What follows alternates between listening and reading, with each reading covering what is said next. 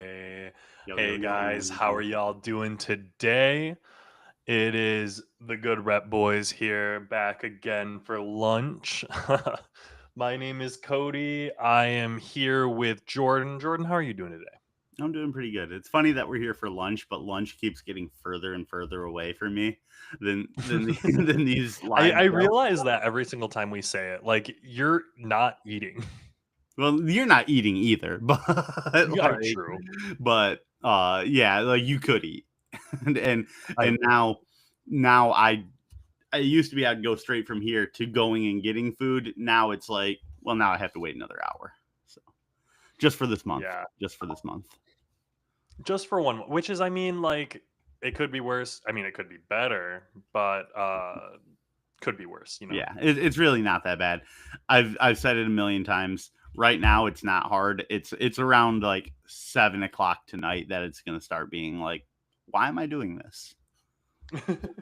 Like you're gonna be ending your shift and you're gonna be like, oh goodness gracious, this Yeah, is actually the worst yeah. possible time. It used to be nice because I could like when I was doing 1 to 7, I could eat right up until like the end of my shift, and then once I'm out of work, I'm also done with food. It was easy then, but now I have one whole hour of work I have to do while sitting there like I'm so hungry. It Oh geez, man. is what See, it is. I don't think I could do that. I still don't I could handle being in that situation. It's just like a lot of I mean, it's a lot of self-control, It which I is. don't I mean, let's be real. I've got some self-control over here, but with food, oh, I don't think I have it with food. Food's my See, like kryptonite. See, I'm like up and down with self control. Like it's like if it's something that I don't have, like if I can't convince myself to like care enough about it, then like I won't have the self control. But like as soon as it's something that I care about, then I'm like just do it, just don't do it. However it goes, um, Yeah, whichever way. like I very much sorry you kind of broke up there. I don't know if you're still talking. You're completely frozen for me right now. So sorry if I'm interrupting you.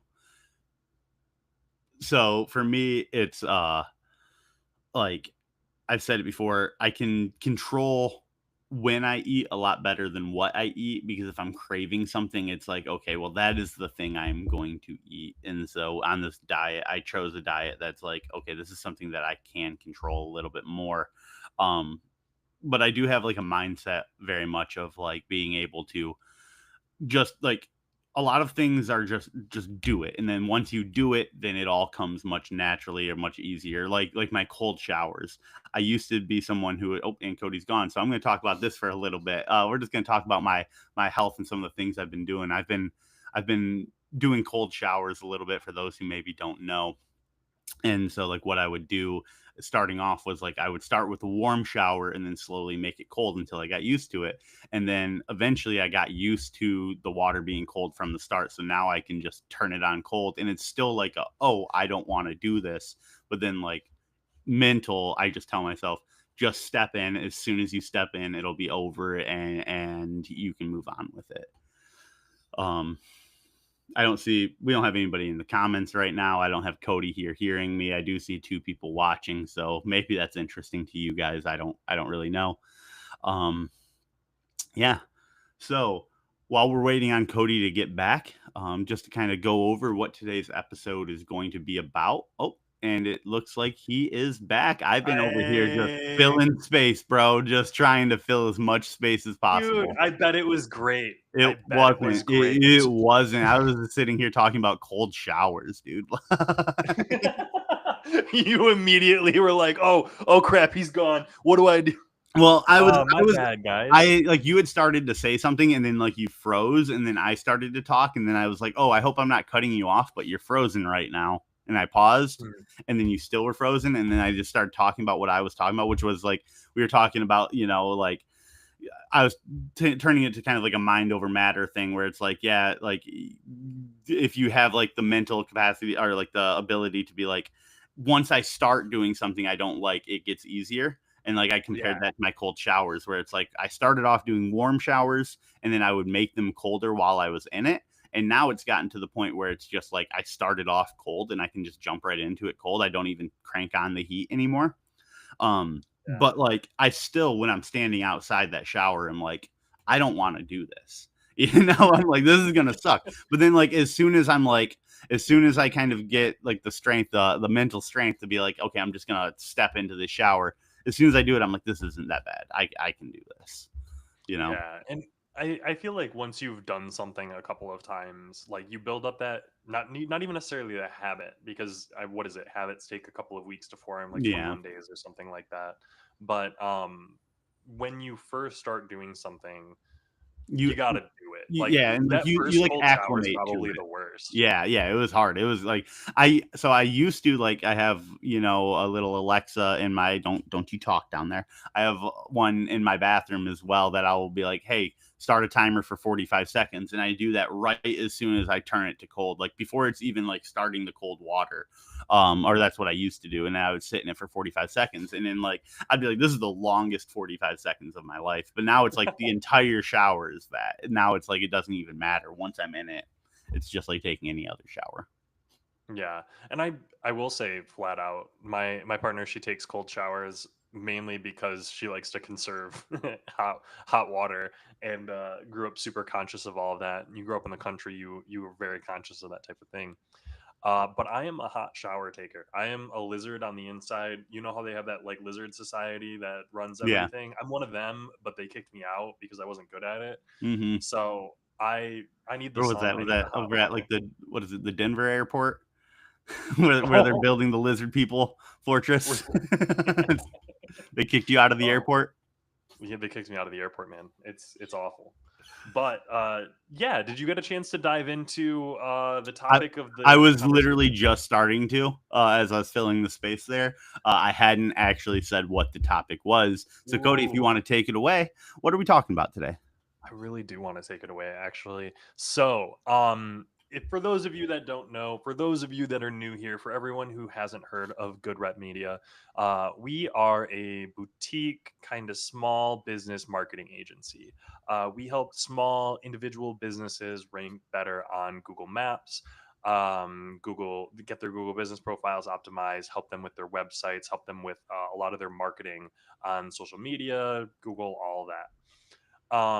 We've been helping businesses for a couple of years now. We've had some really, really good success. We offer free consultations. One of the things that we thought we'd love to talk about, get the chance. Yeah, yeah, yeah. There it is. There's a link right there. Come talk to Free me. consultation, follow it. Free 30-minute consultation. I'll come and chat with you. I'll do a full audit of your site, of your business, of what you've got going on, and offer you advice. Feel free to ask me questions. I've been working in marketing with small businesses for like 10 years now. So I've got a little bit of knowledge, a little bit of an experience, and good opportunity to maybe learn one or two things that might help you out. Or But just talk with to them that about said, D&D. yeah, or if you want to talk about D&D, I will also talk about D&D. Don't hesitate to reach out if you're looking for a DM on the side. You know, we got some things going on here. One more But time, just so that everybody remembers right down there. This is where your source for finding DMs to play with, finding players to play with, all things D&D, just at good, good rep goodrep.media media. slash chat, We're everything doing D&D. the D&D, turning good rep media into a D&D. We're gonna have to have like a dedicated page to it I'm eventually. I still want to do like I said, like an episode where it's like marketing through the lens of D&D kind of thing, you know?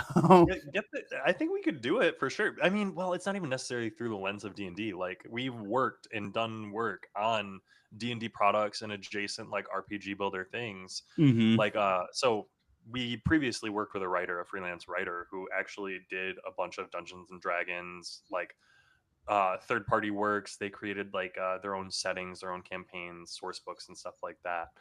um great writer. He was a phenomenal guy. Him and I still keep in contact. Tim, Yeah. I don't know if you ever met him, Jordan. Yeah, yeah. I never met him in person, but I've talked to Tim. I actually have his one of his books, like one of like Oh yeah, yeah, his Stone Dwarf book, his little adventure yeah. guide. But anyways, those types of things we have helped out with, which is super cool, Yeah. and having the opportunity to touch on the D&D stuff is always really awesome. Yeah, But and it's always cool to have different clients and everything like that, which leads us very well into what we still haven't said yet.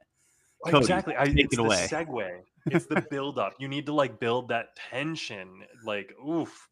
But we wanted to talk about clients. We really did want to get into those client relationships, how you find them, how you retain them, what they're looking for, some of the difficulties, some of the pros, and some of the cons. Clients, we all love them, we all need them, we have to have them. They can also be difficult, and I think that's really an interesting thing that we can get into. Yeah. And so, with that, let's start off with how we found our clients so far, how we go about like handling our clients. And I think, to be fair, good rep, we do it a little bit differently because we have a lot of internal clients and Yeah. projects that we work So here on. at Good Rep, we were lucky enough to kind of be a subsidiary branch of a larger company that had a lot of people that, a lot of contacts that kind of needed our work. So we were able to kind of get the ball rolling very quickly, with potential clients, just a whole laundry list of different ones, and all that we knew and were ready to go very quickly. Yeah, basically we partnered with one company, our parent company, and our parent company had a bunch of different projects going on, and so they basically created Good Rep Media as a third party agency to help them with their projects, with the goal of eventually bringing on outside clients, which is why we're here, which is the steps that we're taking here. We've been working internally for a couple of years. We've had all this success internally, and we've now turned it to outside clients and are having that success. So for Good Rep, our stability comes from the fact that we have these internal clients that we're working with, a lot of these big brands that we just have great relationships with because we share, common ownership or common employees, and that makes things a lot easier for us. Now, if you are a regular agency and you are looking for those outside clients, I think that gets a lot more difficult. I know I'm always seeing like these courses like find and retain clients on like Facebook. Are you seeing any ads like that, Jordan? I was for a short bit. I mean, I do think obviously like what you're seeing is always tailored kind of to you. And for a while there I was like a lot of the times when I was doing like Zapier stuff where I was trying to like move Yeah, leads yeah. around and I was trying to like connect them to CRMs, all of a sudden like CRM stuff was just popping up on all of my ads like constantly. And like Hmm. then like when that started popping up, then it started becoming like, hey, get these filled. Start like, start filling up with clients and stuff like that. And that was only maybe a couple months worth of ads for me, but I have seen them. Yeah. See, and I do go out of my way to kind of follow these around, and I mean I do a lot of research about how to find clients because I think it's one of the most asked questions by agency owners or people who work in agencies. They're wondering, okay, what are my sales teams doing? How am I generating my leads? Am I just running these Facebook ads? Am I supposed to be running Google ads for specific businesses? And I'll be real, a lot of what we've had success with, like for our clients, is one, finding starting businesses that are struggling and reaching out personally. I think almost all of our clients have been clients that we've reached out to like one on one and been like, hey, we've noticed this, we saw this. Hmm. Do you want some assistance? Here's a little issue that you're having. I recall specifically, like I we talk about Magic the Gathering, we talk about Dungeons and Dragons. We're very big nerds. So I do pre-orders. I buy things online from game stores online. And so when I visit a game store or when I'm Googling Magic the Gathering near me and things like that, I pay attention to what stores show up. I pay attention to those rankings just because it's an intersection of like my interest in my job, you know? Yeah. It's like one of those really weird things where I'm like, oh, let me look at this game store's ads. Like I really want to know what they're doing. What are they advertising and what is working for them? But I went to this game store's website for a pre-order and their entire website looked like it was down. They had active like front page, but then their entire storefront, they weren't able to sell anything. They didn't have anything up. So I noticed that it's a one-off thing. They're somewhat nearby to me. I called them. I'm like, hey, do you notice this? What's going on here? And I got the owner because this is a small one-off shop. They probably have 2 or 3 employees maximum. Half the time you call them, you're gonna get the owner, or if you ask, the owner's gonna be there. At Yeah. least if you call during the week. But I was able to talk to him and I'm able to have a really good conversation about like, hey, this is your business. What are you doing? What happened? And I got the story. Oh, we had a break-in last year, actually. So all of our stock that was on our website, we took off because we didn't know what we had. We had to re-inventory. And if you look down at your watch and you realize, oh, this is July of the following year, and they haven't re-inventoried everything yet, they haven't gotten it online, there's an in. Hey, so you haven't gotten all that online. Do you want help with those listings? You're missing out on some money if you want to get that store up and running. If you want to get this going, I understand it's not been top of your mind, but hey, here's this. Yeah. And So that's like a noticeable thing. Like you go out there, you notice that, and then you do the cold reach out. I so will say it doesn't work on scale, but as you're having those conversations, and as you're kind of getting to know these people, is there any types of like flags that you kind of look for? Any type of red flags, green flags, anything like that? That like really like as you're having that initial like talk that like really signal to you like this is someone I truly think that I should work with. it they you have to have someone who cares about their business. You don't want someone who is like, oh, my business is whatever. They're gruff. They don't care about it. They're really just trying to get by and get a paycheck. I'm recalling, and maybe this is lifting the hood a little bit, but I went to Central Michigan University, and when I would play Magic there, I would go to a shop, and the shop owner hated Magic the Gathering. He was a comic book guy, but Yeah, but magic was probably the only thing keeping his store open. it was the only thing keeping his store open because it was a very large community. It was a college town. Everyone liked playing Yeah, Magic. It was a big thing. And so he really, really disliked most of the community that was making his business work. So he didn't cater to them. He didn't want his business to be better. He didn't try to improve things. He had a very deep focus on his comics, and he had a very good comic collection. He did a lot of brisk comic book business, but it's not a very, profitable business. There's a lot more that you need to do. And so looking at his business, his model, how he interacted with his clientele, what he was targeting, I would know and understand looking at that that's not the fit that I want to do. yeah, He doesn't want to grow his business. He's in it for comics. yeah. He's not He in it for the business aspect. And there's a level of like you want that business owner to be there and be the master of their business. And like, yeah, you want him to be there, but he also needs to have business sense. They yeah. need to know how to be a business owner. They It's need to understand the value of marketing. I'm gonna If they I'm don't gonna understand the value, I'm oh, gonna sorry. throw up a little bit in my mouth here as I say this, but they gotta kind of have that growth mindset. Oh, You yes. know? Like, Well, and it's not even necessarily the growth mindset. It's the future proofing yourself. It's understanding that what you're doing right now is not going to last forever. And I no, want you to know that shop after I want to say 2 or 3 years after I was out of college went out of business I flat believe out. it. Before Yeah. COVID, it wasn't like one of the COVID shutdowns. It was before that And then because I bet another store that loved magic probably found a lot of success.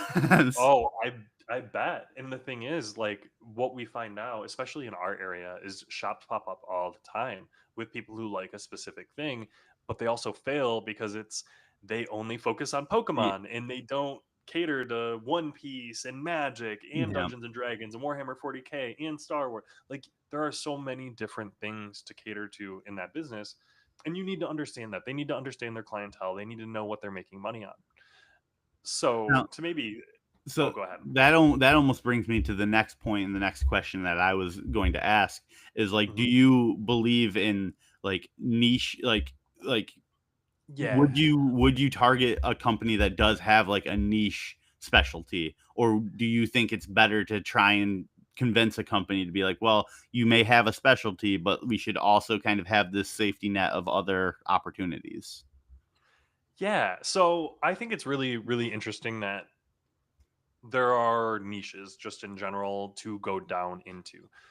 When I first started researching marketing agencies and how they went about gathering clients and how they went about their businesses, I came across a really interesting business, Green Cardigan Marketing. I think that was their name. It was Green Cardigan something or another, but they I were believe I've heard you specifically talk a about them. lawyer. Yeah, it was specifically a lawyer SEO agency. They worked with lawyers to get them better ranked. They had a specific system for lawyers, and that was their niche. And that is, I want to say, one, a very difficult niche, but also two, a very profitable niche. Lawyers have a lot of money. They have a Mhm. very high profit margin on what they do, and they're also willing to put in a lot of money for marketing because if they can get that bankruptcy client, if they can get that personal injury client, if they can get these clients where it's a sure win, they get It a lot of money. Yeah, it normally only takes one or two to outweigh the costs of promotion. Exactly. You can go to a lawyer and be like, "Hey, give me 10 grand a month in marketing budget," and you get them 2, 3 leads, and that's good enough. On top of that, you can put in so much more effort at those higher price points. So, for example, one of the difficulties we run into at GoodRep is our pricing tiers are really, really affordable for single payers, single person businesses. But it does cap out kind of how much we're able to do for that single Yeah. business, at least at that price point. Obviously, I hate to say this, but if someone is going to pay you $5,000 a month for their marketing efforts for their SEO, you're going to be able to spend a lot of time, energy, effort creating new pages, optimizing those pages, making sure that the Google business profile is set up, optimized, ready to go, and you're in there constantly making those updates, as well as doing a lot more of the manual things such as manual link building and reaching out, spending more time on those longer term, more in depth SEO practices that build a better background for your site than if someone is paying you $500 to $1,000 a month. You just don't have the ability at that price point to spend as much time as you would like. Yeah. But when you niche down, you can scale to that exact system. When you have a system for just lawyers, oh my goodness, it's so much easier than if you're like, okay, here's my system for lawyers, here's my system for doctors, here's my system for orthopedic surgeons, which is different than doctors. Here's blah blah blah blah blah. You know what I Yeah. mean? Yeah. Absolutely.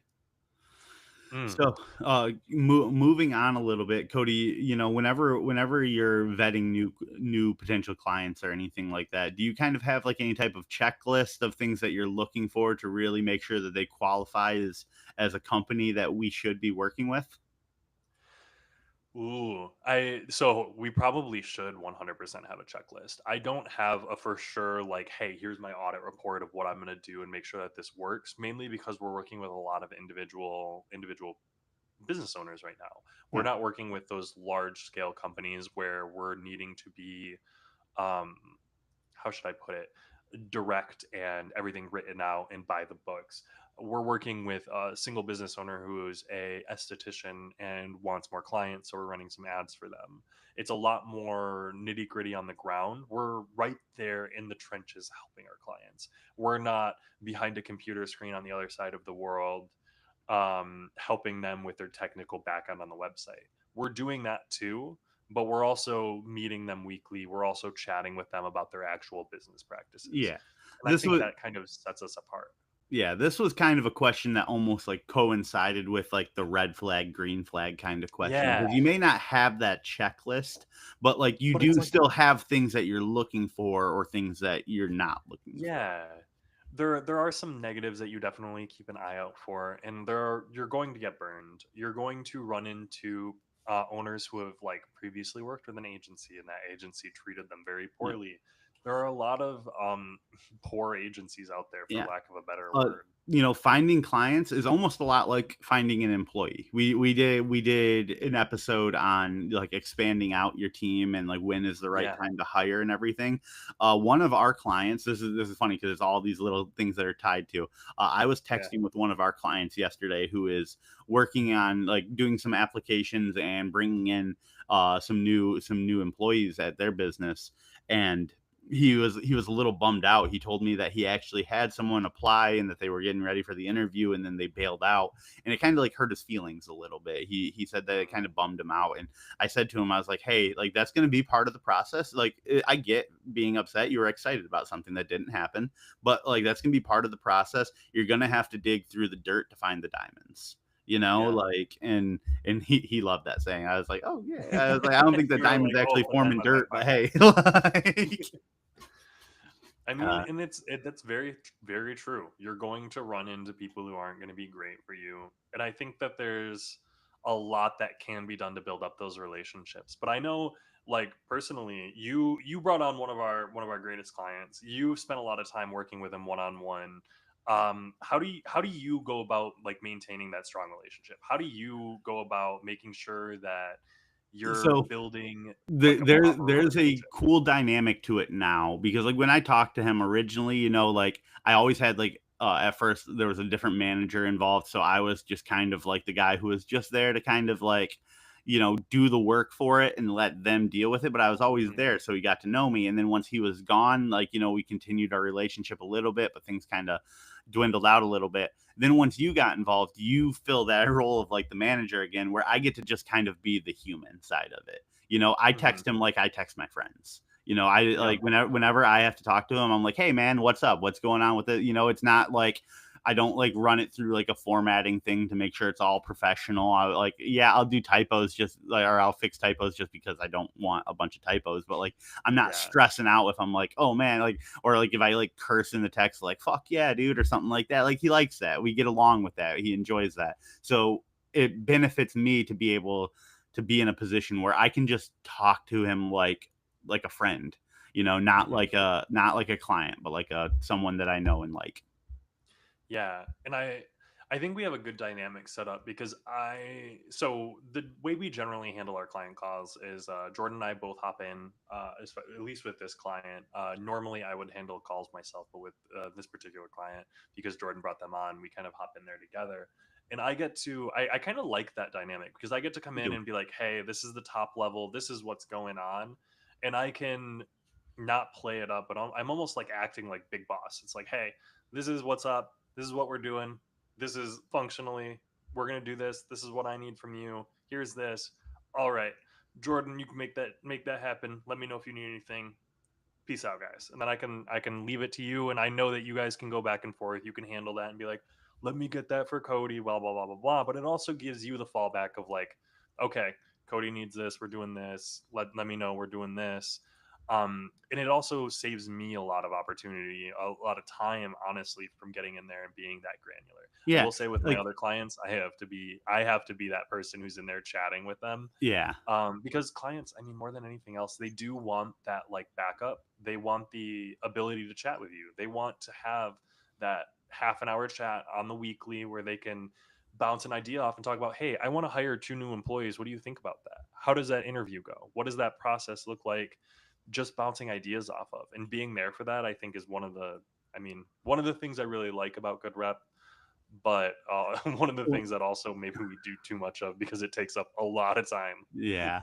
I do appreciate the dynamic that we kind of have there because it allows me to like I can throw you under the bus in a way that you Mhm. let me. Like, you literally said that to me. You like, it was like, hey, like, the bill is due. He needs to pay it. Make sure like you stress that, but feel free to be like, hey, Cody is stressing that we stress that so that I can keep that relationship Yeah. between him, It it gives you like the barrier of like, well, boss man said, and I mean, I don't have to like be a dick. Him and I have a great relationship, but I also, it's the like, I have that Yeah. professional relationship of Yeah. like, hey, I'm You the guy you that have to gets the keep the business contract. end of it moving. Like, yeah. Yeah.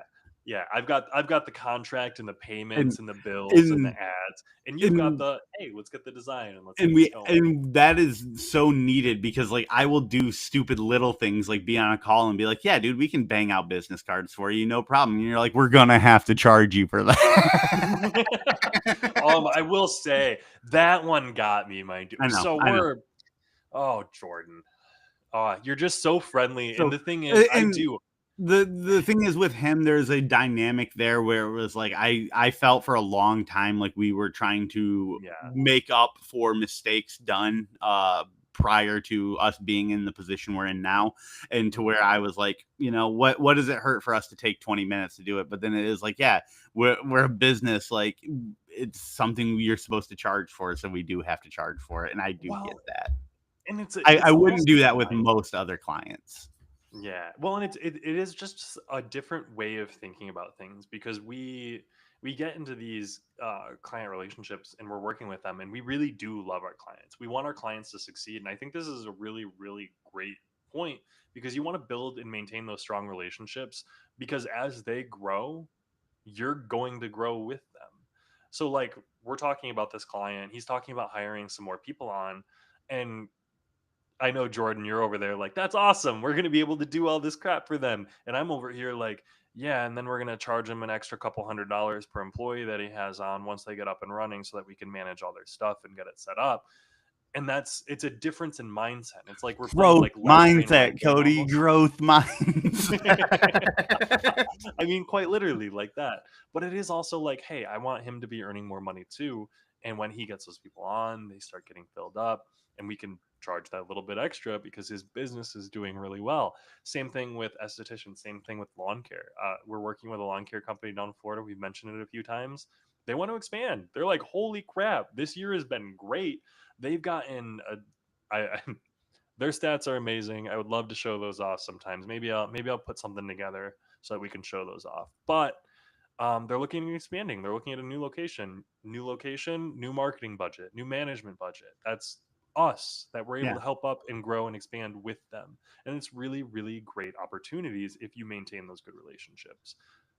Now, I don't know if every business is going to be like that. You know what I mean? yeah. But I don't know. But I mean that's part of like what we were talking about earlier in the earlier segment of like vetting the business, getting to know the business, seeing the red flags and everything. Like Mhm. again, if you see a business that doesn't seem like it's going to be in a mindset of adapting and like growing and just trying to better itself, that's not a client that you typically want to have. I mean, yeah, if they're willing to throw money at you to be stagnant, like sure, accept it. But like Yeah, at the end of the day, we want our clients to do good because that is a representation of how we are doing.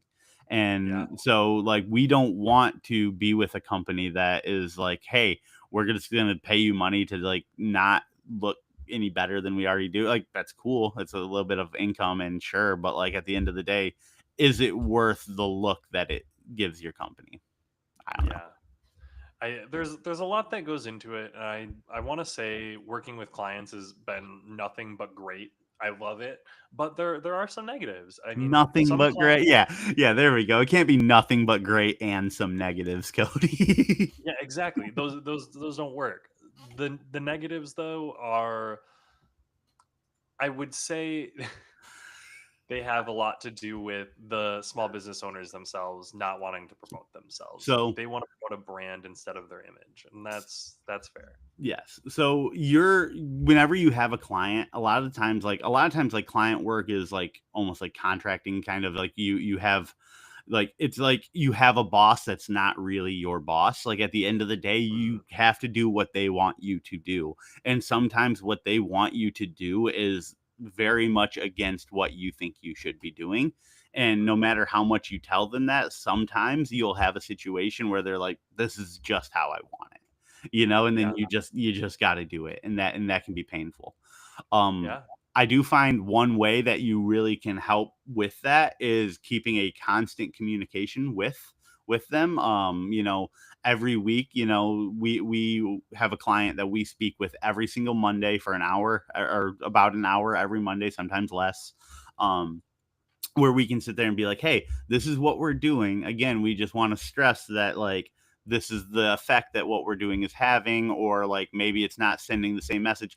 That way, we have this opportunity to repeatedly, like, at least let him know how we feel about it. And it may be Mhm. able to be like, a lot of times clients will be like, well, sure, let's try it. Let's see how it works. Um, Sometimes though there's little hills that you just can't get over. Like we have a couple clients that refuse to kind of let us put their pictures on things, and it's kind of funny because it's like you are a one person company, you don't have other employees or anything like that, and they're like, we just want to promote the brand. And I know I've said this on the pod. In that Mhm. situation, it's like you are the pod, you are the pod, you are the brand. Like, Yeah. yeah. And it that it's something that they kind of struggle to accept. I think they realize that they're like, man, they're right, but I still just don't like my face being out there like that. Yeah. And I will say, I think I've noticed a palpable change over time from when we first start working with a client to 3 months in to 6 months in.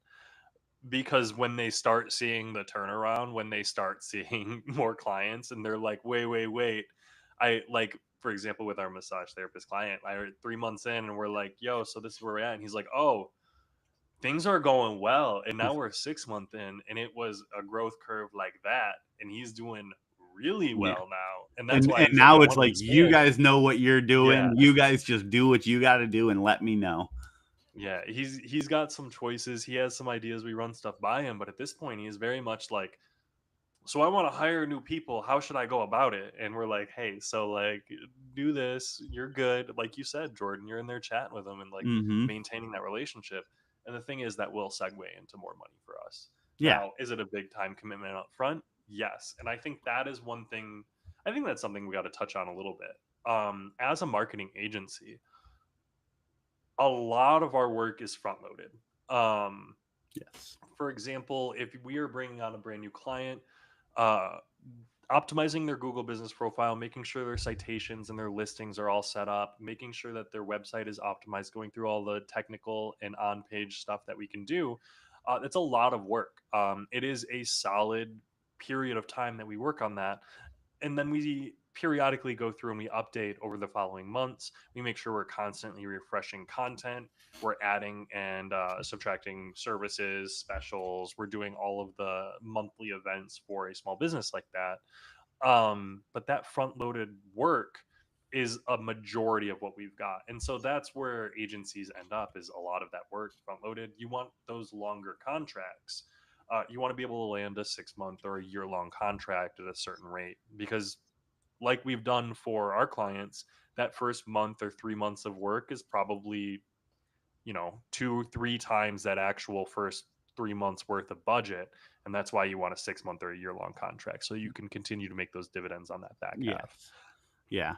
I think with that, that's also kind of a good little thing to talk about is in the relationship with your client is making sure that they kind of also understand that it's like, hey, like, why am I still paying you as much as I was paying you at the beginning when it doesn't seem like you're doing as much? You got to make sure those expectations are clear. Like, it's like, hey, Hmm. we did a lot of work at the beginning and now we are still doing work, but it's maintaining that work we did at the beginning, which is just as valuable as doing it in the first place. Well, and it's also, you have the ability to show off some stats, and there are some really good stats that you can get.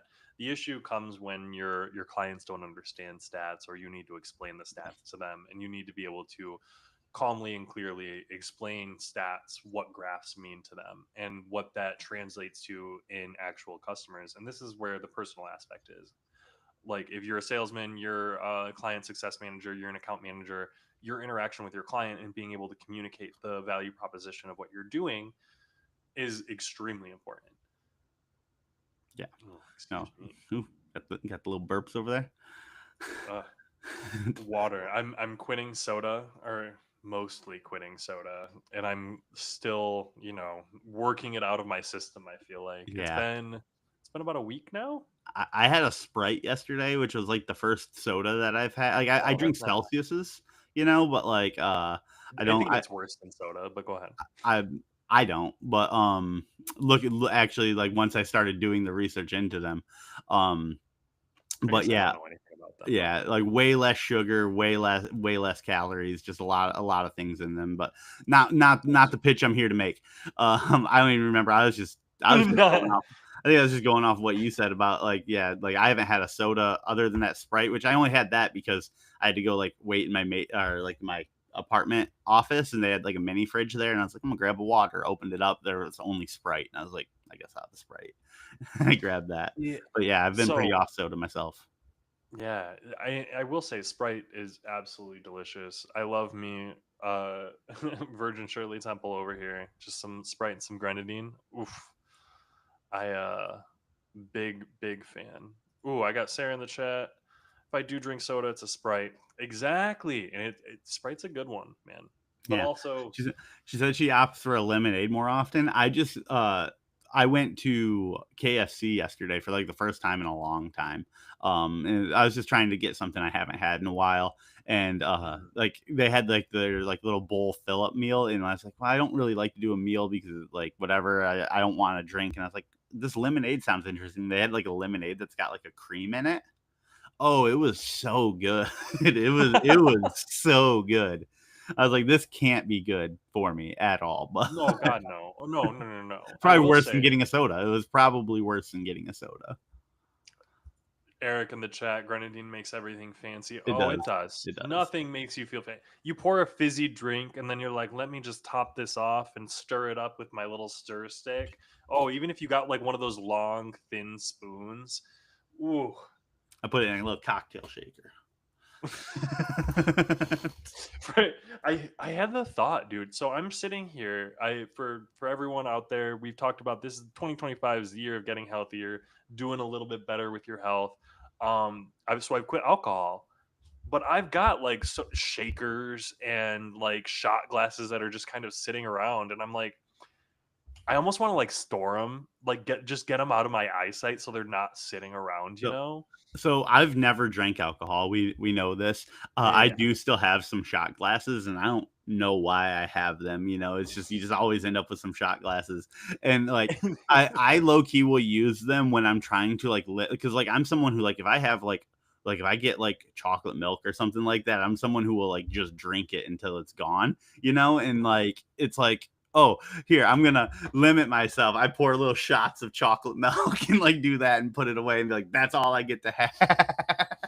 You pour yourself a or line of or chocolate milk or shots. sometimes when I'm like, I need to drink water, I will do shots of water and I'll just be like, how many of these can I do? And I'll just like, it's like you can drink so much more water that way. I feel like, dude, I'm like, I just drank a gallon of water through shot glasses. I don't even care. I don't even care. No shame in that. I'm, I don't even know what to say to that. There's I don't know nothing. how to engage with that statement right Yeah, now. that's a silly little tidbit I felt like throwing in there. I'm just imagining you on like a Wednesday afternoon. You're like, I haven't had enough water today.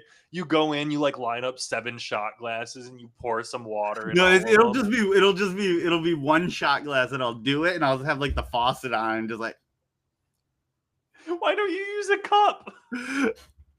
I don't know. I don't know. Sometimes The shot glass again makes it more because fun. so I have like a big thing that I use for my water that I'll like fill up with water and like guzzle it, and then like if I drink like 3/4 of it, like then for just out of habit I just like dump it and set it, and like I don't know. I feel like I drink less water when I do that than I do when I just sit there and do 37 shots of water.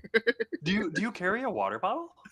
No, not very often. Sometimes I do if I remember to. I have like it's not out here. It's in my kitchen right now, but it's not a water bottle. It's like a big like a Stanley cup almost that like Mm, doesn't have like the lid in it. Now it's just like a little steel cup that I fill and drink. okay. See, I have my emotional support water bottle that I Yeah, carry around with me pretty much everywhere. yeah. You almost left it My somewhere. Where was it? You almost left it. I swear Oh, I was I've with you. almost I this is like my 3rd or 4th one. I've left them all over the places. The thing that sucks is I usually cover them with stickers, and I wanna okay, tangent here. Why are stickers all of a sudden like $6? Like, I don't know. I don't buy stickers. you don't buy $6 stickers? I I don't don't wanna buy buy any $6 stickers stickers. either. I don't buy any stickers. But I like some fancy stickers. I enjoy showing them off. I enjoy having some, but they're getting expensive, man. I lost my previous water bottle. It was covered in stickers, and I realized like after I'd lost it, it was like 50 or $60 in stickers that was on this water bottle. And I was like, that's absurd. Like Yeah. that I almost felt bad. I don't even have anything I'd want to stick stickers. I don't I like a like design wise, I'm a very like minimalist, clean look design kind of guy. So like when stickers start getting slapped on things and it starts getting all busy, I don't like it. I've never liked people who like laptops that got all the stickers stuck to the Oh back yeah. of them, water bottles, anything like that. The only time I appreciate stickers is when they're like custom home craft stickers that are like stuck up around places. I think that's Yeah. kind of cool.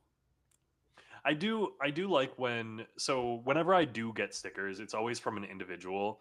Like I don't buy stickers online or anything like that. This is like I go to Renaissance Fair and I bought some soap that these people made and they have stickers at checkout for get one half off if you buy the soap. So I'll be like, yeah, I'll buy a sticker. Like Authentic Renaissance sticker.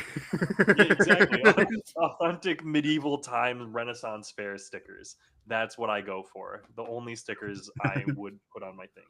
Or like the last time I got a tattoo up in Traverse City, I bought a pack of my artist stickers because I was already there getting a tattoo. And when you're paying someone like $300 for a tattoo, and they're like, "Hey, this pack of stickers is $3 if you want it," you're like, "Sure." Sure. The numbers don't matter. Yeah. Um, one type of sticker that I've always like, not always been, but I like got interested in after my brother has started doing like all these like big hikes and like national parks and stuff is like getting Mm, stickers for like the locations you've been to is kind of cool. I yeah, will say that. Like a yeah. Yellowstone sticker or something like that. There probably was a gift shop somewhere in the Manistee Park where you were in the forest somewhere out there. Probably could have got one for that. Yeah, honestly, I didn't even think about it. That's probably something I should have done. I've taken to so when I travel for shows or events or anything like that, I usually try and get like a magnet for the fridge. Like that's probably the most Gen X or boomer thing out there, getting a magnet for the fridge, but Yeah, like, hey man, I'm here for it.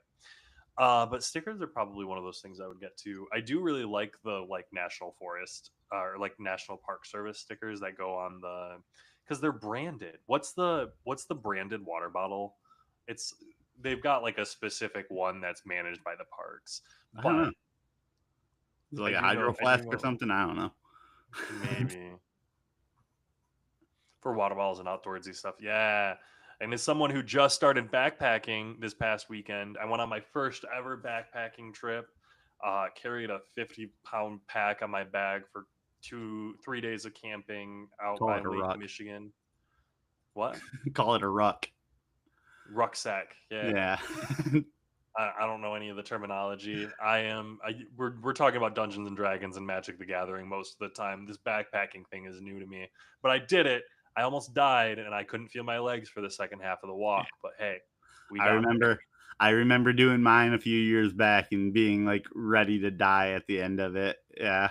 My a big issue for me though was the boots I had were like horrible. Like I went and bought new boots specifically for it and like they weren't good size. Like I just bought like the first cheap pair I could find and should have invested in better boots because I Yeah, like I had a blister like through the muscle basically like on my feet. It was bad. fine. I was bleeding through See, my socks and stuff. can it? Can I do the Midwest thing where I talk about how Oh, awesome something is because I got it super cheap? yeah. Oh hell yeah! So as a Midwesterner, this is our favorite thing to do. I got these Eddie Bauer shoes from Sierra. So you know TJ Maxx, right? Sierra is literally where I went and bought those boxes or those boots. Dude. Yeah. They were horrible, but that was because I picked the wrong pair. Like that, Yeah. I take the credit for them being bad. Fair. But for those of you who don't know, Eddie Bauer was one of those like big brands. I don't know if they're like still really good or not, but it's like one of those brands that sticks in my mind. I think it's because my grandma used to get me stuff from them all the time. But I bought a pair of $40 hiking shoes. Perfect size. They had 10 and a halves right in there, fit perfectly, worked. $40 Eddie Bauer hiking shoes. It was amazing. Yeah, I've so never been m so freaking my happy. my brother had done the trip we were going to do before, and when he had done it, it was, like, off of a rain, and, like, there was, like, an area of it that he's like, "We're kind of gonna go through, like it's almost like swamp," you know? And I was like, "Well, that's gonna be shitty." And he's like, "So make sure whatever boots you get are waterproof." So then, like, that was, like, an extra little, like I had to make sure whatever I was looking for was waterproof, so that, like, cut my Yeah. options in half, and Hmm. I wasn't doing great monetarily at that time, so I didn't have a crazy amount of money. So I went with like a cheap pair, and I threw them away immediately. I was like, "These are nope, I'm not keeping these." Yeah. They were And I blood stained anyways. I didn't want to put them back on. They were like full of blood. Oh my god, man, that's awful. And oh, have you know that story, right? Of the I can't remember who told it or what it was, but it talks about the poor man has to buy boots, but he has to buy the cheap boots and replace them every year. Whereas someone who's middle class or rich can buy a nice pair of boots and they don't have to replace them for 5 years. So even though it's twice the cost, they last for 5 times as long, and that's how Yeah, you maintain wealth, and that's how you are kept in fucking poverty. And that's awful because it's literally you're talking about shoes here, my dude. yeah, Uh, yeah. and you look at those like you want Merrill shoes that are super high end, $120, $150, $200 for a pair of hiking shoes. And it's like, Hmm. I wasn't gonna spend that, and I'm like in an all right point in my life. I don't want to Yeah. go spend $200 on hiking shoes. No Yeah, way. so, like, maybe if I was, like, hiking every week, every weekend or something, Yeah, but, like, if it's like "Hey, this is a spontaneous trip," like, yeah, I'm not gonna go drop 150 plus on a pair of shoes. yeah, and it's maybe eventually maybe that's an upgrade over time or something like that, but not off the rip, you know. Right, yeah. But Sarah in the chat, is that a Midwest thing? I'm like 99% sure that's a Midwest thing. Have you heard that about talking about how cheap things are? That's a Midwest thing. I would think so, but I guess I don't know for certain. Um, we gotta ask James. We're gonna have to ask James. Yeah, I was gonna say, we'll ask one of our developers around to see if he has that same opinion. But I know that I've heard people talk about Midwesterners. Our favorite thing to do is like we got a compliment on Just something, and we're like, "Oh talking my about the god, I got it deal. for $10 at TJ Maxx." Yeah. Like that is the Midwesterner reaction, is we immediately tell you what the price was because we got it for so cheap. And if they don't, it's because they spent too much and they're not happy with how much they spent on it because we're all a bunch of cheapskates. But not really. We just like good deals. And Yeah. I think that's fair. Uh, But to bring this back around, we were talking about growing together with your client, kind of being able to be with them as they experience the growth. I think that's really important. I think that's literally what we're doing with most of our clients right now, and they're all experiencing growth. Do you do you think that that's a valuable way to go about it? Do you think that's the main way we should be doing things? Do you think like looking at good rep from your perspective, how do you think there are things that we should be doing that we're not? Like what are your thoughts? Because I know most of this is like my idea and like me putting these things out there to try and gain new clients, I but I think one thing that we should be doing is talking with our clients a little bit more to get them to kind of advocate for us a bit more, to get the clients to get out there and recommend us. Which is mm, something that only happens once you have had success with your clients yeah. and have that relationship with them. So But focus a little bit more on some referrals. yeah, like, it would be cool if we got, like, our, sorry, I almost said names here. If we got, like, our massage client to, like, actually make a post about us, talk Yeah, about us so that maybe, like, anyone if he knows any small business owners, maybe they'd see it and think about us. And vice versa, maybe we can get their permission to be like, "Hey, can we show your stats, like, on our yeah. posts?" So that we can get out here and brag a little bit about what we're doing. Yeah, and I definitely think that's something that we can do a little bit better at. Our social media game in general, I like to think that we're getting better at it. It's one of the things that we're learning, we're growing, we're figuring out. Yeah. Production value on this, posting on socials, editing down shorts. We're learning quite a bit. And I Yeah. think we're doing well. Constant Yeah. growth, right? I agree completely. I think everything I see from our company is just always on an upward trend.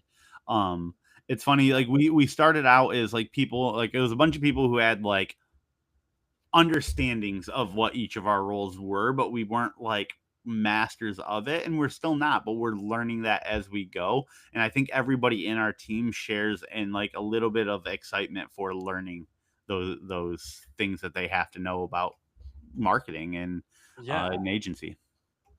Yeah, and so I want to kind of put this out there, just talking about good rep in general.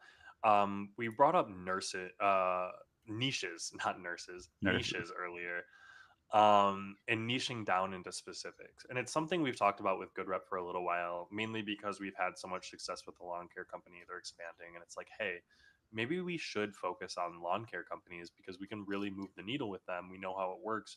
We've proven a functionality. Now we've done it with a couple. We want to figure out that process so that we can expand it to every single one. The issue comes with, hey, we've shown this success. We've gotten this company done really well. Well, now the big owner wants to look at it and be like, yo, why don't I just start another lawn care company and then you guys do the marketing for it? And I'm over here like, I don't know why we don't do that. That sounds phenomenal, but then we have to start a new company and go through that whole Yeah. process. And Yeah, and so I'm there's a lot of go ahead. cogs that make a company successful that aren't just the marketing side of it, Oh like yes. like, we have hardworking lawn care people down there. Yeah, I or as really far do. as I know. And like, we like To the best of my I knowledge, felt we like have a great I didn't mean for that to sound as much of a slight as it did. I've just never met Yeah, them. after I've last week, just Jordan, I thought you'd be more careful. I've just never met them. That's all I'm saying. Like, I've never met the actual employees for the lawn care company. Oh, that's In great. Florida, I'm in Michigan. I didn't mean it as like a slight towards the people or in any There's gonna type be of so stance on many anything. clips of you out No, there I doing it. don't think there is. Okay, okay. I don't think that that was in any way controversial. All I was saying is that I said they were hardworking, and I said as far as I know, because I This don't know any more than that. I'm I'm curious if that'll make it into an Opus clip, but Saying continue. don't. I hate Uh, that you mentioned Opus. Now that you mentioned Opus, Opus hears itself and it's going to clip it out. So now for the next 7 minutes of this live, I'm going to mention Opus every minute. oh my goodness, to try to cover your tracks, which you do audiobooks, right? Yes. You're doing I you're also read books, but yeah, I mostly yeah. audiobooks right now. Well, I'm hearing you're going through like Game of Thrones. Have you I told you about Dungeon Crawler Carl, right? Yes. Yes, you have. I actually just started listening to that audiobook with Cassidy, and it's really, really good. Yeah. I only mention You've that because you've read it, correct? You yeah, have yeah, yeah. already read it. Yeah, I've read 7 of the books. I don't know how many are out. There's going to be more. It, But it is. I want you to know it is on my list. It's just the Game of Thrones books are like 40 hours a pop, and then that's insane, and dude. then I'm also listening to Dune, which is like Oh, 30 yeah, no. hours. So like, yeah, I Really, got. really easy reads, simple to listen to. They're Gosh. not that bad. They're really not that. They're Dune is how, like, I think had I not watched the movie and then started listening to it, it probably would have been a hard one to listen to and understand what's going on. Yeah. But yeah, no. Now that I do, I think I got a pretty good idea. Yeah, I will say the Dune movie phenomenal. I am really excited for the next one. I'm curious where they're going to be going with it. I'm the type to watch a bunch of YouTube videos about the lore and the I know you are. understanding to like figure out more. So I I've will watched too. I give you crap. I will too. For like the lore and the background and like yeah. explaining things, I will do that. I don't as often as I know you can. Like, I know like Oh, I Invincible don't. was something that you've like learned the entire story through YouTube. It was like, for me, Mhm. it's like I will watch or like read the entire thing, and then I will go back through and spend hours of watching YouTube to like maybe break down the things that I didn't fully understand. Or like I did like a Mhm. lot with like Naruto. Like I went back and I like was like, who were these ninjas? Like I didn't understand a lot of the uh oh my god, what's Sasuke's brother's name? The coolest character in the whole show. Oh, you cheat. Oh crap, Uchi, Ichigo. that's their last name. Ichigo? No, no, Ichigo is the Bleach character. Oh. Not Obito. Obito is a different Sasuke, character. Uchiha, and Obi. No, Nope. Nope. Sasuke and Obito's a different one. Oh my god. Any anime fans in the comments are losing their oh, this mind is right now. He's awful. the coolest character in the whole show, dude. He's like Itachi. Itachi. Itachi. I don't even remember Oh, what I was saying. Oh, like just to kind of like look up like how his like Sharingan worked and stuff like that. mm. Like I didn't fully grasp like how that was working and like power sets and stuff like that. Or JJK was a big one. Didn't understand how most of everything in Are season one you worked. are you out here? Are you a super eye patch wolf stan? Is that what I'm hearing? A what? A super eye patch wolf stan? I think that's the guy who does all the anime stuff. It might be No. someone else. So I I don't think I have a certain person that I watch for like anime breakdowns or anything like that. It's more like Oh, I just search YouTube and then like I find one that like within like the first like 3 minutes I can be like, I don't like the way this guy's talking about it, and then go to a different one. Which I you get the benefit of finding one person I would like to do that, but I just yeah, have never. I was gonna say, do you not keep track of your subscriptions on Not YouTube? Are I you don't not think subscribing to things on YouTube? no. Oh my goodness. Well, let No. me call you out as well as all of our listeners and watchers at home. Like, comment, and subscribe to the Good Rep Media YouTube channel. today so that you can get these get notified when we're live, get notified when we're going to be posting some new videos. We got some ideas for content that we want to get posted out there. We'll get some good clips going. Yeah, come subscribe, come let us know what's up, come give us some comments, give us some feedback. We'd love to hear from you. Yeah, that's kind of what we're here for. But to wrap all of this up, to bring this back home, schedule a chat with me. Let's talk about your small business. Let's talk about Dungeons and Dragons. Let's talk about Magic the Gathering or Naruto. I'm in for all of these at this point. Yeah. Really, I'm just kind of here to chat. Let But Cody, we gotta have an episode soon where we just have ourselves a little geek episode, which every episode kind of is. But like, we need to do one where it's like, hey, we're not talking about Good Rep Media or Joey Matterhorn today. We're just gonna sit here and talk about some of the nerdy stuff we've been getting into. see, but we've got to have a universal topic. The thing is, we're doing these podcasts while we're live, we're live while we're at work. We are on the clock. This is part of our job.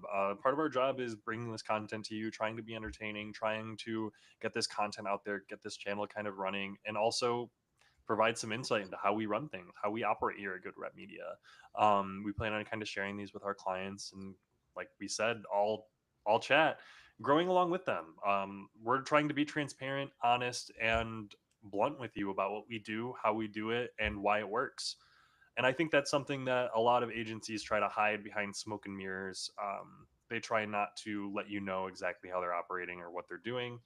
They try to pretend a lot of it's secret sauce. And some of it is, there is some secret sauce that happens behind the scene. We're not going to give you everything right away. That 30-minute chat will give you some good advice, not all of it, but um, that's what we're here for. We want to provide the most that we can for you. We want to make sure that your businesses succeed, because the more you succeed, the more we succeed. And I think that's just, I mean, at the end of it all, like, really, what else is there to say, right? I don't really think that there's anything else to say. Like, we want you to succeed because your success equates to our success. Boom.